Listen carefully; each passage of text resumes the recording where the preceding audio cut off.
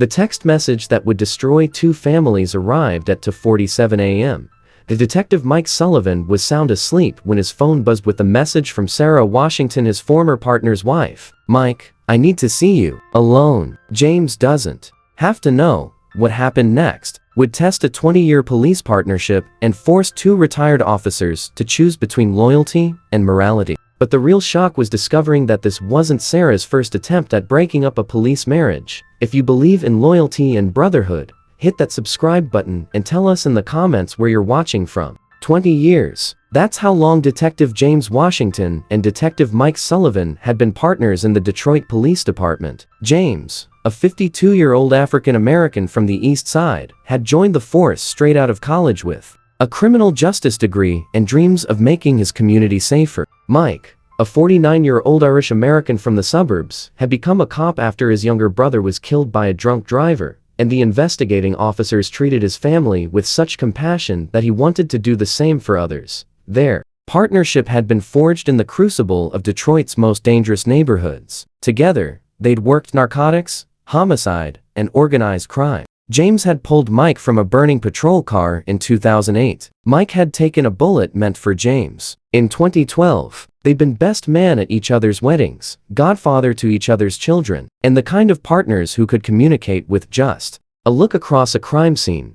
James had married Sarah Collins in 2005, a beautiful woman he'd met at a community barbecue. Sarah was 28 then, a social worker with flowing auburn hair and green eyes that could light up a room. She seemed perfect for James, supportive of his dangerous career, understanding of the long hours, and genuinely interested in the police. Family culture. Had married his high school sweetheart, Lisa, in 2003. They had two kids together, Tom, now 16, and Rachel, 14. The Washingtons and Sullivans had become family friends, spending holidays together, taking vacation trips, and supporting each other through the unique challenges of police family life. Sarah had always been friendly with Mike, perhaps a little too friendly, but he'd attributed it to her outgoing personality and her way of making everyone feel welcome. When she would touch his arm while laughing at his jokes, or insist on sitting next to him at dinner parties, Mike had assumed it was just her nature, but looking back, Mike realized the signs had always been there.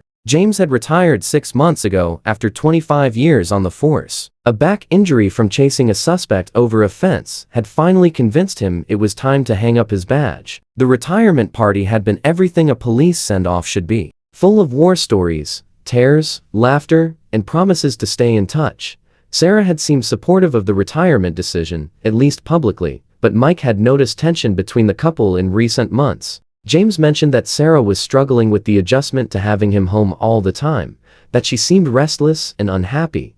25 years she supported my career, James had told Mike over beers one evening. Now that I'm home more, she says she feels like she doesn't know who she is anymore. I think she misses the excitement of being a cop's wife. Mike had nodded sympathetically, but privately wondered if there was more to Sarah's discontent. During James's last few years on the force, she'd begun making comments about how boring their life had become, how she missed feeling alive and taking risks. Mike was still active duty, working the detective division with a new, younger partner who reminded him daily how much he missed working with James. The job felt different without his old partner watching his back, and Mike was considering his own retirement in the next year or two. The text messages had started 3 weeks ago. At first, they seemed innocent enough. "Hey Mike, hope you're staying safe out there. James misses the job, but he's adjusting. We should all get together soon." Sarah. Then they became more frequent. "Mike, I know you understand the stress of police work better than anyone. Sometimes I need to talk to someone who gets it. James doesn't like to discuss the job anymore." Mike had responded politely but briefly, assuming Sarah was just going through a difficult adjustment period. Many police wives struggled when their husbands retired. The identity shift, the change in routine, the loss of the tight-knit police family community. But the messages had gradually become more personal. "Mike, you're such a good friend to our family. James is lucky to have had a partner like you. I feel like I can tell you things I can't tell anyone else." Mike had mentioned the messages to his wife Lisa, who had frowned with concern. "That doesn't sound right, Mike. Sarah's never been the type to need emotional support from other men. You should be careful. She's just adjusting to James being retired," Mike had replied. "I'm sure it's nothing," but at 2:47 a.m. on a Tuesday night, Mike realized it was definitely something. Mike's phone buzzed, pulling him from deep sleep. As a detective, he was always on call, so late-night messages weren't unusual. But when he saw Sarah's name on the screen, his stomach clenched with an inexplicable sense of dread. "Mike, I need to see you. Alone. James doesn't have to know. I'm going through something I can't handle by myself, and you're the only one who would understand. Can you meet me tomorrow, please?" Mike stared at the message for a full minute, his cop instinct screaming that something was very wrong. In 20 years of friendship, Sarah had never asked to meet him alone. She'd never suggested keeping anything from James, and she'd certainly never sent a message that could be interpreted as inappropriate. He considered waking Lisa to show her the message, but decided to wait until morning. Instead, he sat up in bed, his mind racing through possibilities. Was Sarah in some kind of trouble? Was she being threatened? Had something happened to James? Mike typed and deleted several responses before finally settling on, "Is everything okay? Is James alright?" The response came immediately, as if Sarah had been waiting by her phone. "James is fine. This is about me. About us. About things I've been feeling that I can't ignore anymore. Meet me at Stanton Park tomorrow at p.m. by the old oak tree where you and James used to eat lunch during patrol. I'll explain everything." Mike's blood ran cold. The reference to their old lunch spot was deliberate, a place filled with memories of his partnership with James, now being used by James's wife for something that felt deeply wrong. The next morning, Mike showed the messages to Lisa over breakfast. Her reaction was immediate and decisive. "Mike, this is completely inappropriate. You cannot meet her alone. But what if she's in real trouble? What if someone's threatening her? Then she should call the police or talk to her husband. She shouldn't be asking you to meet her secretly." Mike knew Lisa was right, but 20 years of partnership with James made him feel obligated to help his family if they were in crisis. "I'll meet her in a public place," Mike decided. "If she's in trouble, I'll help her get proper assistance. If it's what I think it might be, I'll shut it down immediately and tell James." Lisa shook her head. "Mike, you're walking into a trap. I can feel it." Against his better judgment and his wife's advice, Mike texted Sarah back, "I'll be there at p.m. But Sarah, if this is what I think it is, we need to stop this before it goes any further." Her response was immediate. "Thank you, Mike. You won't regret this." But Mike was already regretting it. Stanton Park at p.m. was nearly empty. A few joggers, some mothers with strollers, kids on the playground in the distance. Mike arrived early, choosing a bench with the clear view of all approaches, old police habits that had become second nature. Sarah arrived exactly on time, wearing a form-fitting dress that was completely inappropriate for a casual park meeting. Her makeup was perfect, her hair styled as if she were going to dinner at an expensive restaurant. "Mike," she said, her voice softer than usual, "thank you for coming." "Sarah, what's this about? Are you in some kind of trouble?" She sat down next to him, closer than necessary, her perfume immediately noticeable. "I've been thinking about you a lot lately," she began, ignoring his question. "About how you and James were always so close. How you understood each other so well." Mike felt the conversation heading in exactly the direction he'd feared. "Sarah, whatever you're thinking, let me finish," she interrupted, placing her hand on his arm. "James has changed since retirement. He's become distant, uninterested in everything." The implication was clear. Marriage counseling might help, Mike suggested, gently removing her hand. "Retirement is a big adjustment for both spouses. I don't want counseling, Mike. I want to feel alive again. I want to feel the excitement I used to feel when James would come home from dangerous assignments. The adrenaline, the intensity." She leaned closer, her voice dropping to almost a whisper. "You still have that, Mike. You still have that edge, that danger. You make me feel the way James used to make me feel." Mike stood up abruptly, his police training helping him maintain composure despite his shock and anger. "Sarah, you need to stop this right now. James is my partner, my friend, practically my brother. What you're suggesting is what?" She challenged, standing to face him. "Wrong? Immoral? Mike, people have needs. James isn't meeting mine anymore. You understand the police lifestyle better than anyone. You know how lonely and stressful it can be. That's exactly why police families need to stick together and support each other. Destroy each other." Sarah moved closer again, her hand reaching for his chest. "No one has to know, Mike. James works nights at the security company. We could know." Mike's voice carried the authority of 20 years of police work. "Absolutely not. This conversation ends now." Sarah's expression shifted from seductive to frustrated to something that looked almost desperate. Mike, please. I'm drowning here. James doesn't see me anymore. Doesn't want me anymore. You're the only man who's ever looked at me the way he used to. But what Sarah said next revealed the true scope of her betrayal. I know you feel it too, Mike. I've seen how you look at me during dinner parties. How you laugh at my jokes. How you always make sure I'm included in conversations. Mike was horrified to realize she had misinterpreted basic politeness and friendship as romantic interest. Sarah, I've never looked at you as anything other than my partner's wife and a family friend. If you thought otherwise, you were mistaken. Her expression hardened. Was I mistaken with Detective Rodriguez too? Or Officer Thompson? Or Captain Miller? Mike's blood froze. What are you talking about? You think you're the first police officer I've approached. Mike, you think this is the first time I've felt neglected by James? Chapter 8. The revelation pieces began falling into place with sickening clarity. Over the past few years, Mike had heard rumors about several police marriages falling apart. Detective Rodriguez had divorced after his wife discovered an affair. Officer Thompson had been forced to transfer departments after a scandal involving a superior's wife. Captain Miller had taken early retirement following some kind of internal affairs investigation. Sarah, what have you done? She sat back down, her demeanor now cold and calculated rather than seductive. I've found comfort where I could find it, Mike. James has been emotionally unavailable for years, long before retirement. I have needs, desires, feelings that he's ignored. So you've been seducing other police officers? I've been finding connection with men who understand the unique pressures of police work. Men who appreciate attention from a woman who understands their world. Mike felt sick. How many, Sarah? Does it matter? The point is, I know you're attracted to me, Mike. I know you've thought about what it would be like. And I know you're going through your own struggles with Lisa. That last comment hit like a physical blow. Mike and Lisa had been having problems lately, the stress of his job, her desire for him to retire, disagreements about their teenagers. But Sarah shouldn't have known about any of that unless. Has James been talking to you about my marriage? James tells me everything, Mike. How worried he is about you. How he thinks you're burning out. How he's concerned about your relationship with Lisa. Mike realized with horror that James had been confiding in Sarah about Mike's personal struggles out of genuine concern for his partner, and Sarah had been using that information to identify him as a potential target. Mike stood again, his decision crystallizing. Sarah, this ends now. You're going to tell James what you've been doing, or I will.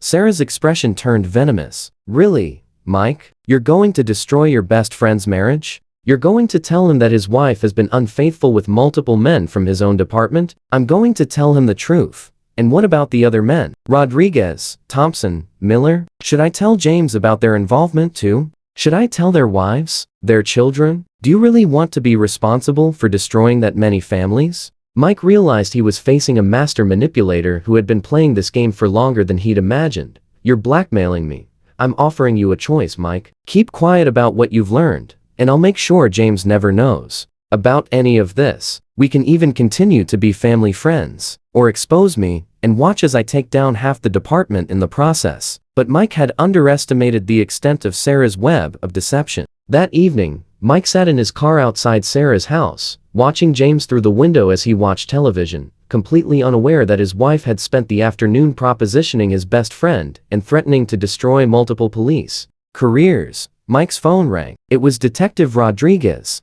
Mike, I need to talk to you about something. Can you meet me? What's this about, Carlos? Sarah Washington. I heard through the grapevine that she might have approached you. Mike, there's something you need to know.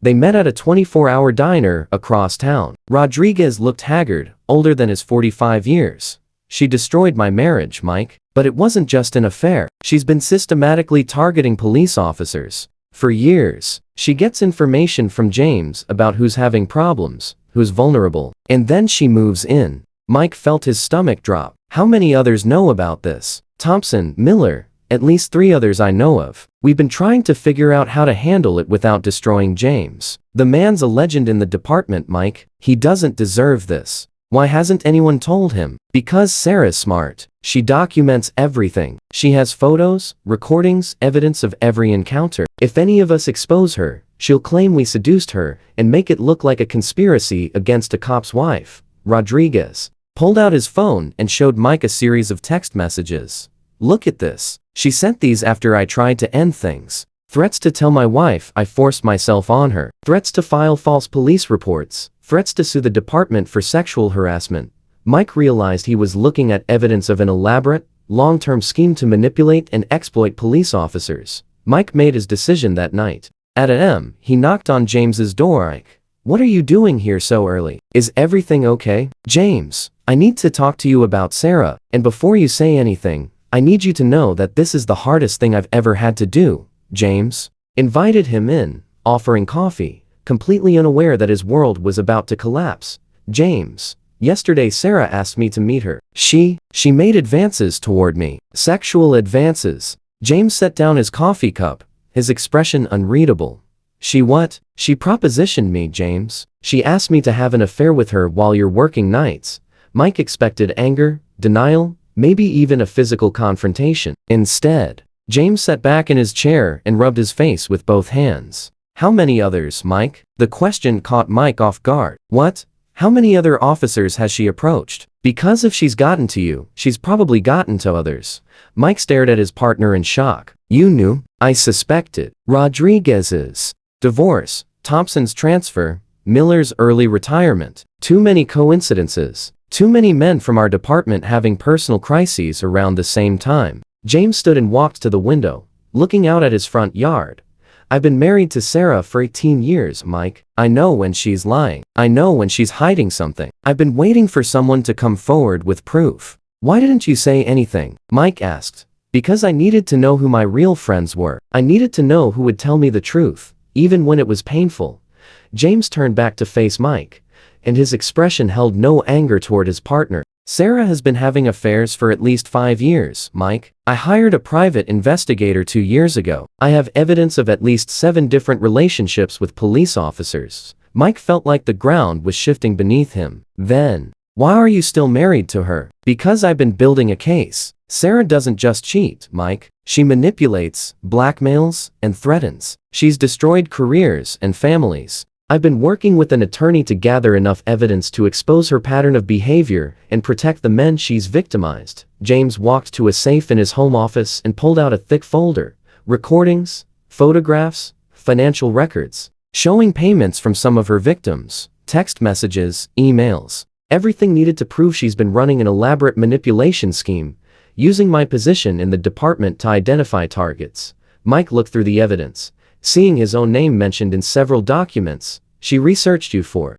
months, Mike. She knew about your marriage problems, your financial stress, your concerns about retirement. She used information I shared with her as a worried friend to build a profile of your vulnerabilities." But James wasn't finished with his revelations. "I'm divorcing her next week, Mike. My attorney has enough evidence to ensure she gets nothing and faces criminal charges for extortion and blackmail." "Why didn't you tell me you knew?" "Because I needed you to make the right choice on your own. I needed to know that my partner, my friend, my brother, would choose loyalty over temptation."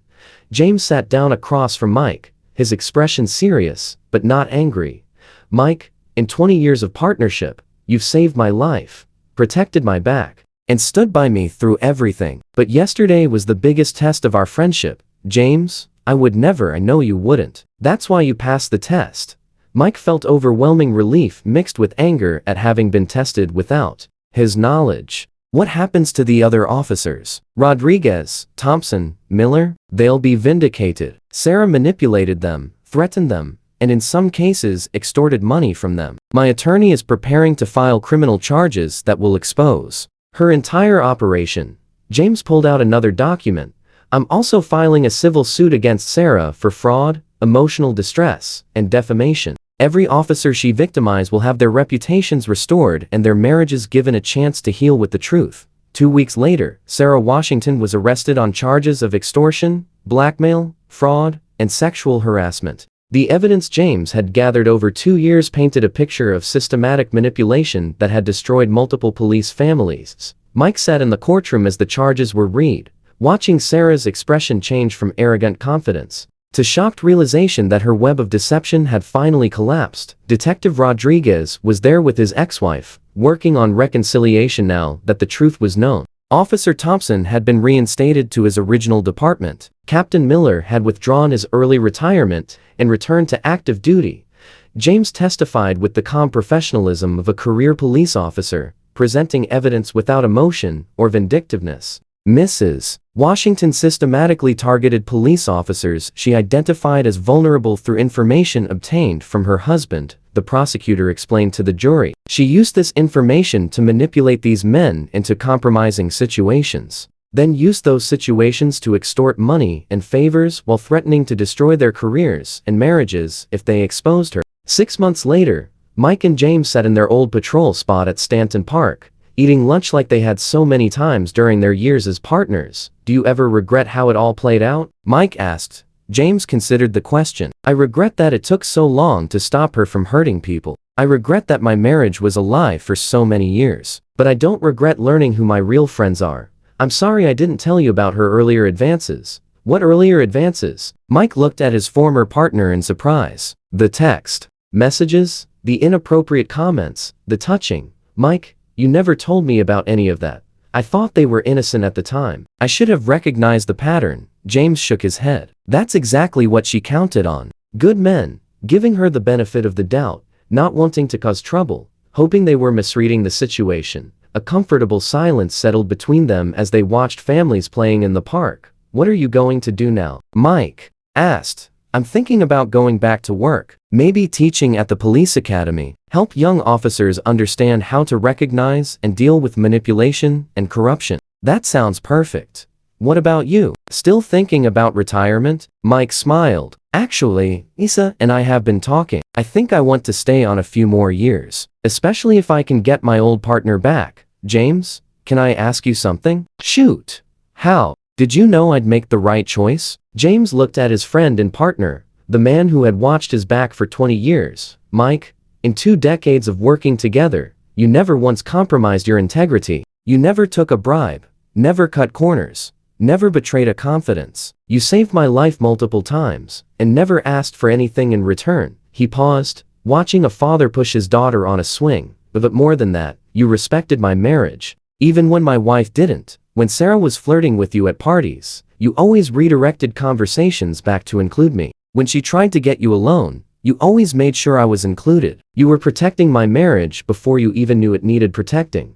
Mike felt a weight he hadn't realized he'd been carrying finally lift from his shoulders. "The badge doesn't make you a good cop, Mike. Character makes you a good cop. And you've got more character than any man I've ever known." Sarah Washington was sentenced to 3 years in prison and ordered to pay restitution to her victims. The scandal led to new training programs across the Detroit Police Department about recognizing and reporting manipulation and coercion. Mike and James returned to active duty as partners, working in the training division to help new officers understand the importance of integrity, loyalty, and brotherhood. Lisa Sullivan attended their welcome back ceremony, proud of her husband for choosing the difficult path of honesty over the easy path of silence. "You know what I learned through all this?" Mike said to James, as they pinned their new training division badges on their uniforms. "What's that?" 20 years of partnership taught us to watch each other's backs in dangerous situations. But the most dangerous situation turned out to be when someone was trying to destroy us from the inside. And real brotherhood means protecting each other from all threats, even the ones that come disguised as friends." James smiled and shook his partner's hand. "Especially those. If you believe that true friendship and loyalty can survive any test, hit that subscribe button and share this story. In the comments, tell us about a time when someone tested your loyalty and how you handled it. We read every comment and try to respond to as many as we can. Remember, real brotherhood isn't about blindly supporting each other's mistakes. It's about holding each other accountable while standing together against those who would tear you apart.